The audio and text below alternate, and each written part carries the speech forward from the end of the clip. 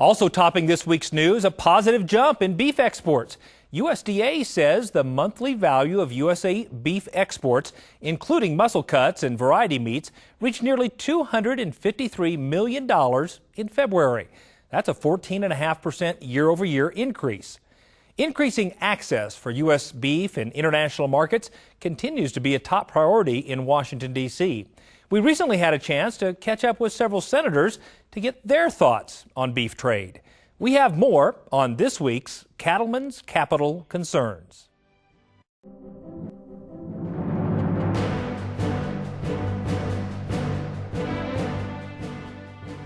Well, first of all, on the issue of trade and agriculture, I have long been a proponent of the fact that there are only so many Americans that we can feed, and our farmers are by far the best producers from a quality standpoint as well as from a quantity standpoint. And if we're going to have a future in agriculture in America, we have got to have a good, solid trade policy. We've got to have trade agreements with our partners around the world.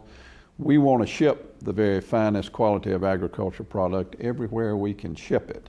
And that truly is the future of American agriculture. One of the issues that has cropped up over the last several years is the issue of beef products going into various countries. This resolution that Senator Johans and Senator Lincoln have put forward is one that I'm very proud to be a co-sponsor of, because what it says is basically that the Japanese have to adhere to OIE standards. These are internationally recognized standards. American farmers and ranchers adhere to those standards. We produce products that are in compliance with those standards.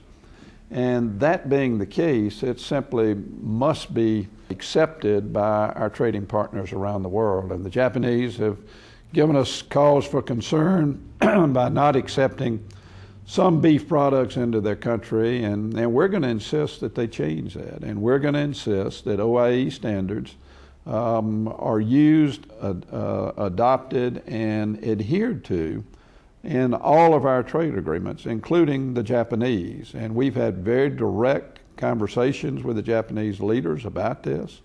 And we're going to continue to insist from a policy standpoint that they accept products that do meet those standards, and we're going to accept nothing less than that. So I'm very proud to be a sponsor of that resolution put forward by Senators Johans and Lincoln.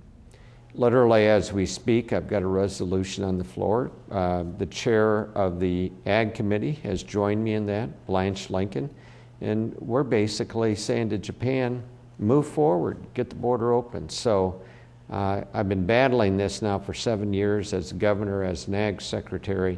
I just think it's time that Japan step up on this, open up the border, start moving U.S. beef into the Japan marketplace. Opening up trade routes allows our growers, our producers, to be able to be successful, to be competitive, to get out there. Other countries are a little reluctant because they, one, know the quality of our food, and they're afraid that they might lose some of their domestic production if we get too fast and furiously into their marketplaces. But the fact is we're now in a global economy, and we need to be allowed to do what we do best. And certainly our producers, our agricultural producers across this country are the best in the world. They, again, not only provide the safest, most abundant and affordable supply of food and fiber, but they produce it more efficiently and with greater respect to the environment than anybody else on the globe. So making sure that those markets are open. Japan is a critical market for us in terms of beef, making sure that we open up that market for beef. Senator Johans and I have introduced that resolution into the Senate, and I'm hoping that we'll be able to move it forward.